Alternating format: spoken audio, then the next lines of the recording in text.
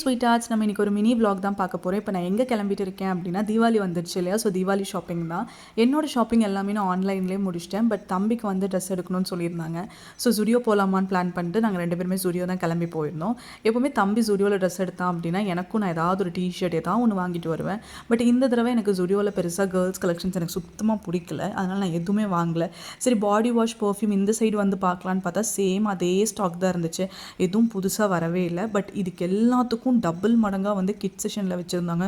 ரொம்ப அழகழகான ட்ரெஸ் நமக்கு ஜஸ்ட்டு $399 $299க்குலாம் செட்டே வச்சுருந்தாங்க. ஒரு டாப் அண்ட் பாட்டம் வச்சுருந்தாங்க. எனக்கு ரொம்ப பிடிச்சிருந்துச்சி. கலர்ஸ் எல்லாம் அவ்வளோ க்யூட் கலர்ஸ்.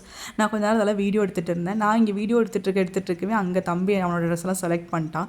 அவங்களுக்கு எப்போவுமே ஒயிட் தான் பிடிக்கும். ஸோ இந்த தடவையும் ஒயிட் டிஷர்ட் தான் செலக்ட் பண்ணியிருந்தான். ஸோ அது முடிச்சுட்டு எனக்கு கொஞ்சம் லிப்ஸ்டிக் வெட் வைப்ஸ் எல்லாம் வாங்க வேண்டியது இருந்துச்சு. ஸோ நான் அதெல்லாம் வாங்கிட்டு இருந்தேன். ஸோ எப்போவுமே ஜுடியோ போனால் நான் எல்லாம் நோட் பண்ணிட்டு தான் வருவேன். பட் இந்த தடவை எனக்கு ரொம்ப பிடிச்சது வந்து இந்த நெயில் பெயிண்ட்ஸ் தான்.